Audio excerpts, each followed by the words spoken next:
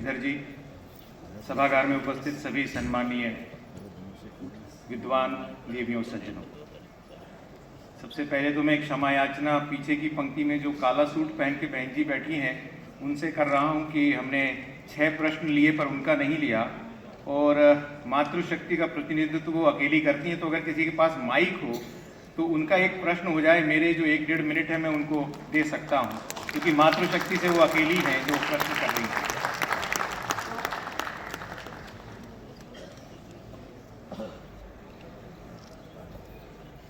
विद्या जी ने अभी कहा था, मैं नीलम भागी दिल्ली प्रांत साहित्य परिषद से। विद्या जी ने अभी कहा था कि लोक साहित्य पर्यावरण को कितना बचा सकता है। तो क्या हमारा जो नए भारत में बाल साहित्य लिखा जा रहा है उसमें ऐसा नहीं हो सकता कि बच्चे टॉम एंड जेरी, चिन चैन देखने की बजाय पर्यावरण संबंधित हमारी लोक कथाएं उनके लिए बनाई जाए। ऑस्ट्रेलिया में बच्चों के बाल साहित्य को ध्यान रखकर उस हिसाब से उनके लिए छोटे छोटे शॉर्ट फिल्म बनती है। भारत में ऐसा, नए भारत में ऐसा क्यों नहीं हो सकता? बहन जी, मैं आपके प्रश्न का उत्तर अपनी बात में कर दूंगा और एक बार तालियां हम बहन जी के लिए बजा दें कि उन्होंने मातृशक्ति का प्रतिनिधित्व यहाँ पर किया। और सभी सभागार में उपस्थित देवियों सज्जनों से एक क्षमा याचना करते हुए मैं विषय से थोड़ा हटते हुए लेकिन इस पूरे संकल्पना की मूल अवधारणा की ओर जाते हुए कुछ प्रश्न उठाना चाहता हूँ।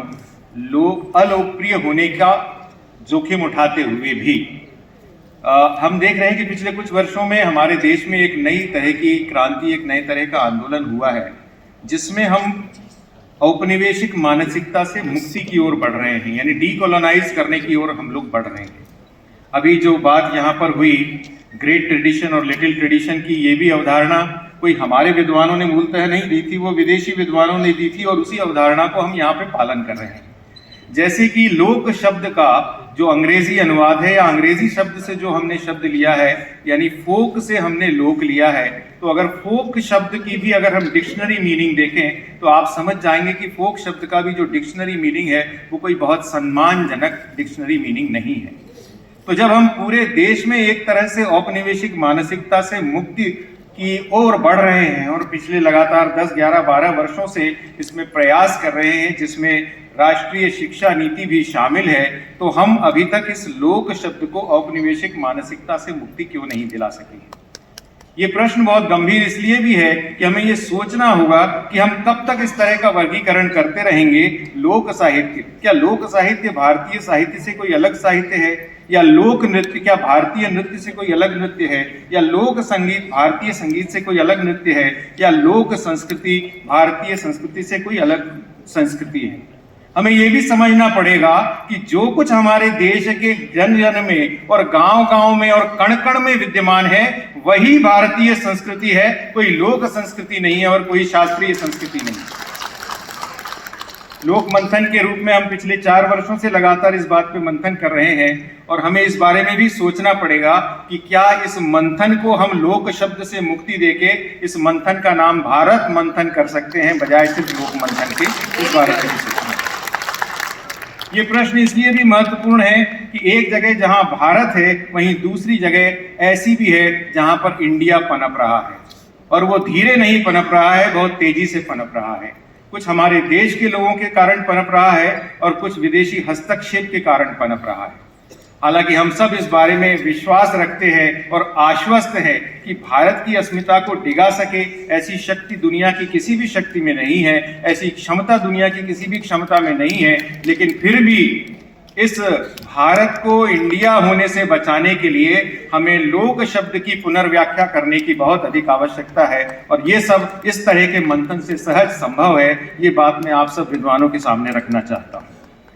एक और बात मैं कहना चाहता हूँ जो साहित्य और शास्त्र और भारतीय संस्कृति के परम अध्येता वासुदेव शरण अग्रवाल जी ने कही थी, और वो बात ये है कि हम भारत में एक रेखीय चिंतन नहीं करते, हम लीनियर नहीं सोचते।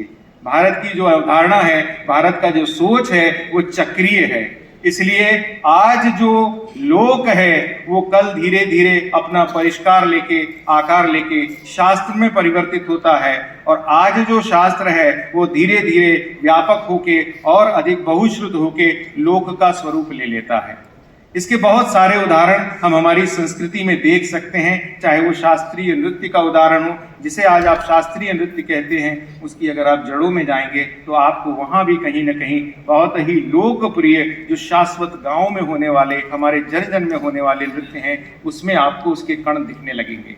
इसलिए बहुत अतिशयोक्ति की बात नहीं कहता हूं, और जो लोग यहाँ इस भाग्यनगर में और विशेषकर हाईटेक सिटी में आज 5-10 साल बाद आए हैं, वो इस बात को ज्यादा महसूस करेंगे कि आज जो सेट आपने यहाँ पर लगा रखा है और उस सेट में यहाँ पर झोपड़ियां दिखाई हुई हैं, अगर हम वासुदेव शरण अग्रवाल जी की अवधारणा पर पूरी तरह से विश्वास करें तो आज से 50 साल बाद जब यहाँ पर इसी मंच पर लोक मंथन होगा तो यहाँ पर ऊंची ऊंची अट्टालिकाओं के सेट होंगे, क्योंकि तब वो लोक होगा और ये झोपड़ियां शास्त्र में बदल जाएंगी।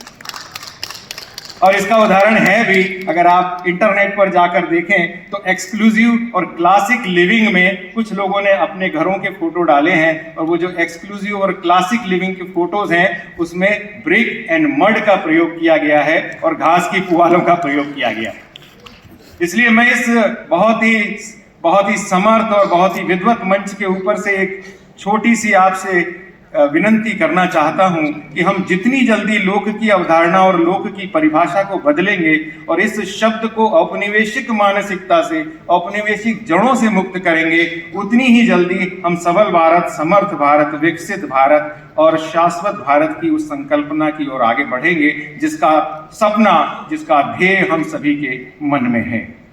जहां तक बात है आज के विषय की, जिसमें साहित्य की बात कही गई है, तो चूंकि अध्यक्ष को वैसे भी बहुत कम समय होता है बोलने के लिए, और जब आप मंच पर इतने दो बड़े विद्वानों को बैठा दें और मुझ जैसे अकिंचन को अध्यक्षता करने का दायित्व दे दें, तो मेरे पास कहने के लिए बहुत अधिक नहीं रहता। फिर भी मैं आपको 2-3 चीजें कह देना चाहता हूं जो शायद आपके लिए संदर्भ में आ सकती हैं। और ये घटना है मेरी बचपन की, जब मैं 11वीं क्लास में पढ़ता था, और उन दिनों में 11वीं हायर सेकेंडरी की परीक्षा हुआ करती थी, और मेरे माता पिता, चूंकि मेरी नाना जी की तबीयत बहुत खराब थी, इसलिए परीक्षा के दिनों में बाहर गए हुए थे और मैं अकेला ही घर में पढ़ता था। बोर्ड की परीक्षा का दबाव था, लेकिन पढ़ाई कुछ ठीक से हो नहीं रही थी, समझ में नहीं आ रहा था क्या है। अकेला था, घर पे जो व्यक्ति खाना बनाता था वो रात को खाना बना के चले जाता था। आप समझ सकते हैं कि एक युवा है और जब अकेले ही खाना खाना है तो निश्चित तौर पर रोज नए पकवान, रोज भजिया पकौड़ा, रोज मंगोड़ा ही बनना है, और वो बन रहा था, और इसलिए जो खाता था तो पढ़ाई में मन नहीं लगता था। तो रात को जो हमारे घर चौकीदार आते थे, उनकी आयु उसी वक्त लगभग 70 साल की थी। उन्होंने कहा कि भैया आप क्या खाते हो रोज रात को? तो मैंने कहा मैं ये खाता हूँ। तो उन्होंने कहा ये सब खाते हो इसलिए आपका तन शांत नहीं रहता, चित्त शांत नहीं रहता, इसलिए पढ़ाई में मन नहीं लगता।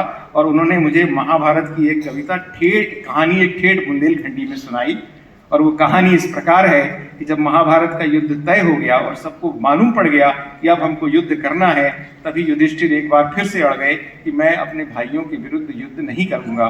मैंने जीवन में कभी युद्ध नहीं किया है, मैंने तो सबको साथ लेके चलने का काम किया है, और मैं युद्ध नहीं करूंगा। अब बड़े भाई ने जब ऐसा कह दिया कि मैं युद्ध नहीं करूंगा, तो सब लोग प्रश्न में पड़ गए।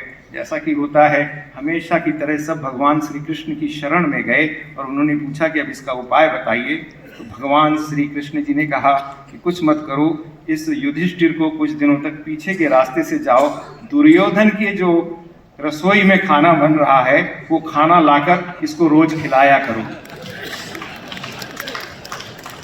ऐसा लगभग 10 या 15 दिन हुआ और युधिष्ठिर युद्ध के लिए राजी हो गए। उन्होंने मुझे कहा भैया जैसा खाओ अन्न वैसो ही रहे तन, और उन्होंने इस उक्ति को इस कहानी के साथ बताया। उसके पहले वो कहानी मैंने बहुत कहीं पढ़ी नहीं थी, और बाद में भी मुझे किसी शास्त्र में वो कहानी पढ़ने को नहीं मिली, लेकिन लोक की वो अवधारणा मुझे जीवन का बहुत बड़ा संदेश दे गई। ऐसा ही एक संदेश मुझे तब मिला जब मैं कुलपति के रूप में रायपुर में था, और रायपुर के दुर्ग जिले में एक झलमला करके जगह है जहां गंगा मैया का मंदिर है। आप सबको जान के आश्चर्य होगा कि गंगा मैया के उस मंदिर में प्रतिवर्ष मानस सम्मेलन होता है, और उस मानस सम्मेलन में भाग लेने के लिए उस वक्त मैं, यानी आज से 15 साल पहले की बात बता रहा हूँ, उसी क्षेत्र की 350 से 400 मंडलियां आवेदन करती थीं, जिसमें से चयनित होके 100 मंडलियों को वहां मंच पर अपनी प्रस्तुति देने का समय मिलता था।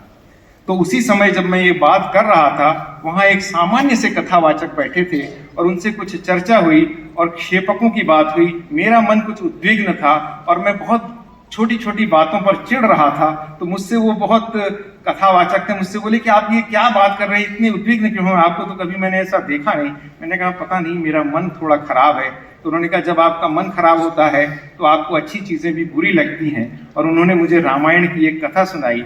उन्होंने कहा कि ऐसे ही एक मेरी तरह के कथावाचक थे जो गांव में कथा कह रहे थे, और हम सब जानते हैं कि जब राम कथा होती है तो हनुमान जी साक्षात वहां पर उपस्थित होते हैं। तो हनुमान जी कहीं कोने में बैठकर कथा सुन रहे थे और कथावाचक कह रहे थे कि सीता माता अशोक वाटिका में बैठी थी, हनुमान जी ऊपर पेड़ पर बैठे थे और सीता माता की चारों तरफ सफेद फूल बिखरे हुए थे जो बीन कर वो सखियां फूल की माला बना रही थी। ऐसा उन्होंने एक बार कहा। तो हनुमान जी ने कहा कि अरे कथावाचक जी, आप क्या कह रहे हैं। कथावाचक जी बोले मैं सही कह रहा हूँ, जैसा मैंने सुना है, सोचा है, देखा है, वैसा ही कह रहा हूँ। हनुमान जी ने फिर कहा कि आप अपनी बात दुरुस्त कर लीजिए, वो फूल सफेद नहीं थे, वो फूल लाल थे। हनुमान जी ने उनके साथ फिर आर्ग्यूमेंट किया। तो कथावाचक बोले मैं सही कह रहा हूँ, फूल सफेद थे। हनुमान जी बोले मैं प्रत्यक्षदर्शी हूँ, मेरी ही कथा आप सुना रहे हैं, मैं पेड़ पर बैठा था और आप कहते हैं कि फूल सफेद थे, जबकि मैं जानता हूँ कि वो फूल लाल थे। कथावाचक ने कहा कि हनुमान जी आप सही हैं, वो फूल सफेद ही थे, लेकिन क्योंकि क्रोध से आपकी आंखें लाल हो रही थी इसलिए आपको वो सफेद फूल लाल दिख रहे थे, वो फूल सफेद। तो मित्रों, ये जो परसेप्शन है, जो ज्ञान है, ये आपको भारत के जन जन में बहुश्रुत लोक में मिलता है, जिसे आप लोक कह रहे हैं। मैं तो आपसे सिर्फ इतना ही कहना चाहता हूं कि वो लोक नहीं है, वही संपूर्ण भारत है, वही असली भारत है, और वही भारत है जो पूरे विश्व का गुरु है, विश्व में श्रेष्ठत्व को प्राप्त करता है। बहुत बहुत धन्यवाद।